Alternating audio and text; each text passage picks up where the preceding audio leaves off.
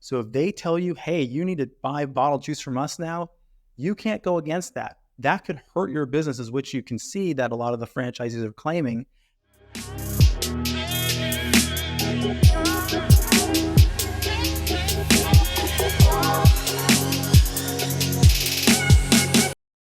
All right, welcome to another episode of Juice News. I haven't done one of these in a while, but I felt like this situation was definitely worth reporting on. Probably most of you haven't heard about this, and it's about a lawsuit between the Clean Juice franchisees and the franchise head. And I'm just going to read some of this through, and I'm also going to, in this episode, share some lessons and principles that you guys may or may not have heard me talk about on the channel, but this situation, which has been really pretty intense, is going to put a lot of it in perspective for you all. So the title reads, Struggling Clean Juice Franchisees Beg Out of the System. So nearly 40% of the chain's locations are taking the company arbitration. That's a lot. I think at the time of this article, they may have, give or take, around 130 plus locations. I think the article might say more specifically later on, but understand that that is a significant portion of franchisees, which is a really profound indicator as to the overall model of the franchise to begin with.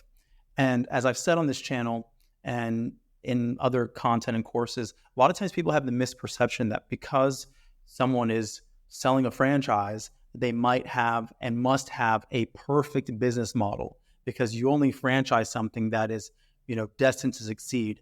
And that is not the case. Okay.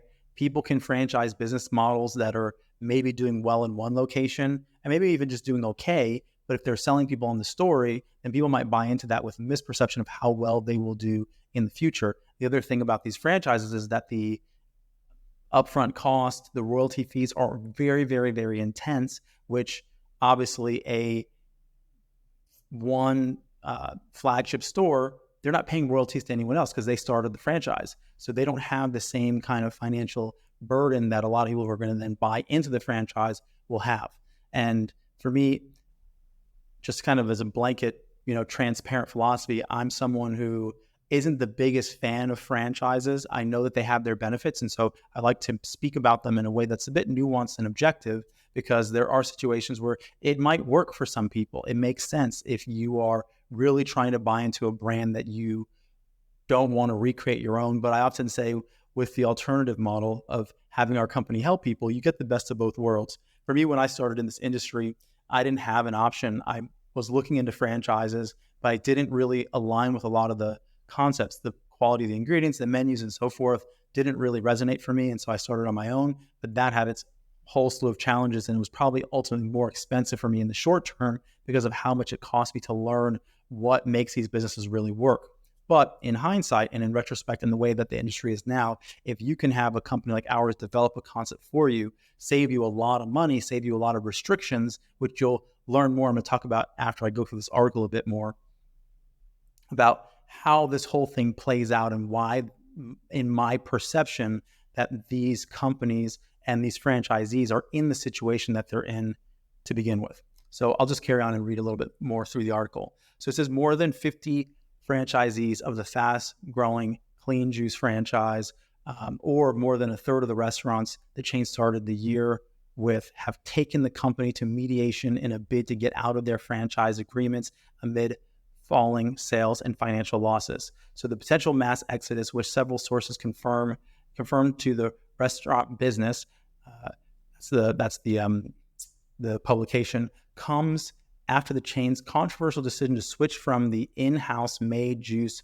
on which the franchise was based to a pre-bottled option. So some of you guys may or may not know, Clean Juice went from, part of their model was having people make the juice, cold pressed juice, in each store, to then changing their whole model to having the franchisees buy pre-bottled juices at a smaller size from a co-packer, a third-party company. I'm not sure if they were making it or not, and then resell those in the store. So a lot of what's being claimed is that a lot of the franchisees were forced to basically take on this whole new model that wasn't part of what they signed up for initially, and they're saying that lowered the demand.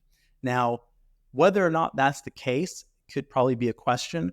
But to me, the situation indicates one key point that I always point out is that when you are in a franchise, you are at the discretion of the franchisors. They own the concept. So if they tell you, hey, you need to buy bottled juice from us now, you can't go against that. That could hurt your businesses, which you can see that a lot of the franchisees are claiming, but they don't own the concept. So therefore, you are at the beck and call to just hope and assume every business decision that the franchisors make is going to work in your best interest. As you can see, doesn't seem to be the case in this scenario. Now, once again, whether or not that was the issue and why things turned out the way that they turned out is a whole nother question. But in principle, this is the thing I want people to understand. So I'll continue reading. The company and the franchisees are expected to keep talking after mediation sessions last week did not reach a conclusion, said Leon Herzl, the attorney for the franchisees, but the operations are expected to file for arbitration and demanding $22 million in damages. That's no small amount.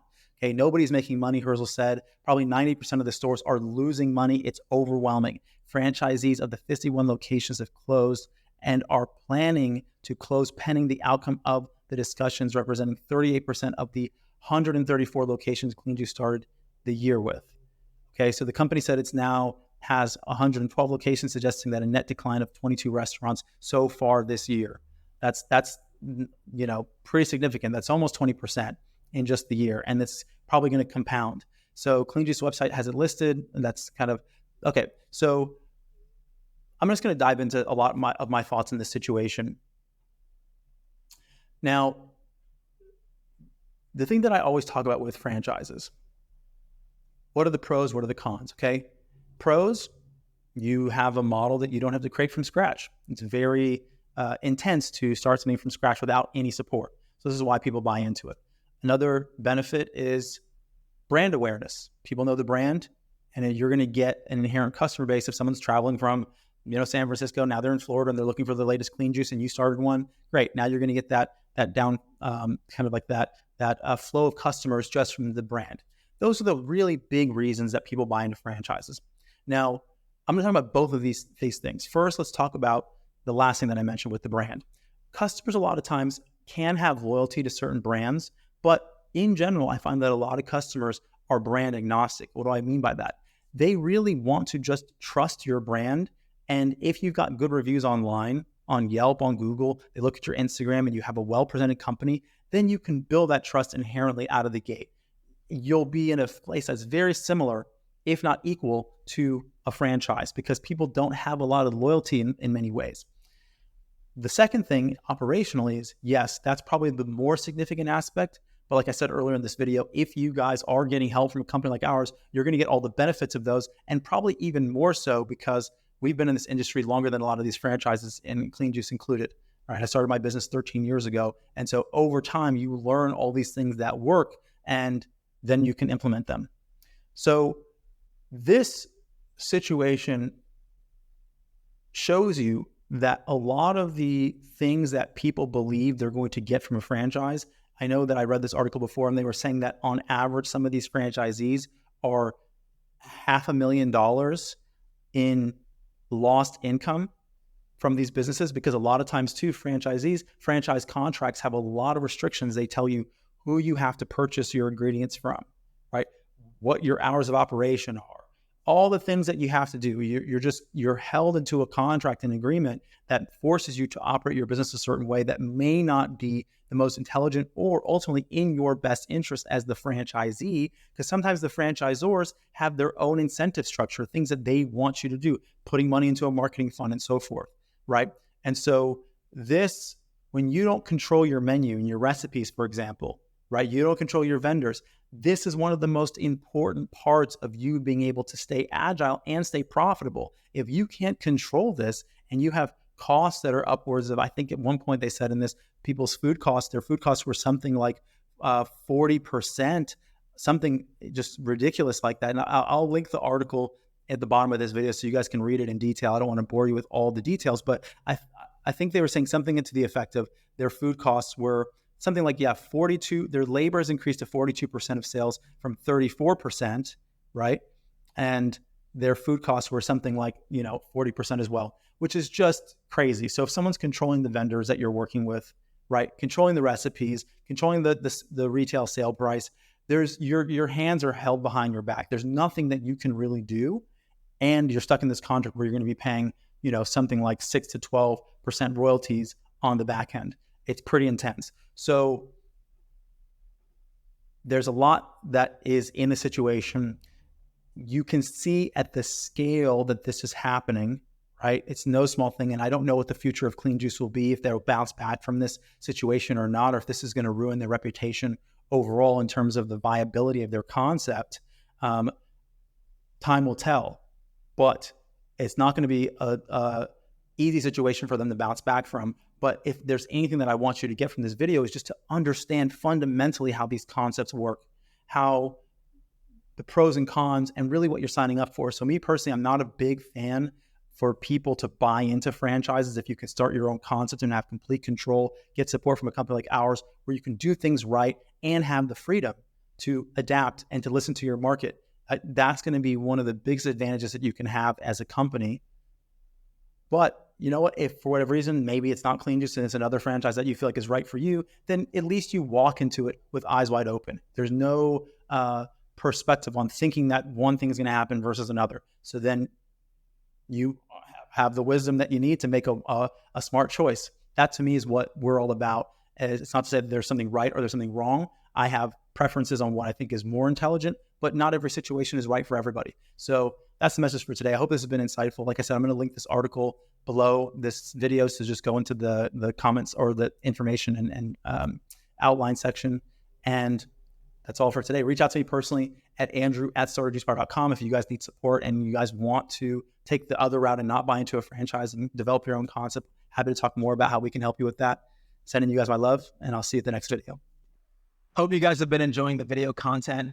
If you're inspired to learn even more about how to start your juice business from scratch, for you, we have a free ebook. It's called the 15 Steps to Starting Your Juice Business. And this is going to go through a high-level overview, through a step-by-step process on how you get your business off the ground. Everything from, branding, menu development, finding the right location, and more. This is going to be a clear roadmap so you know how to go from where you are all the way to opening your store. If you want to go even deeper, we've also created an online course. It's called the Juice Bar Master Blueprint. This is going to go into great depth on everything from how do you put together and think about recipe development? How do you cost out your menu and what's the math around it? What equipment do you need? How do you design your store? How do you find the right location? And so much more. I know you're going to find a lot of value out of both of these. There's links in the description below. So I hope to see you guys at the next video, and enjoy.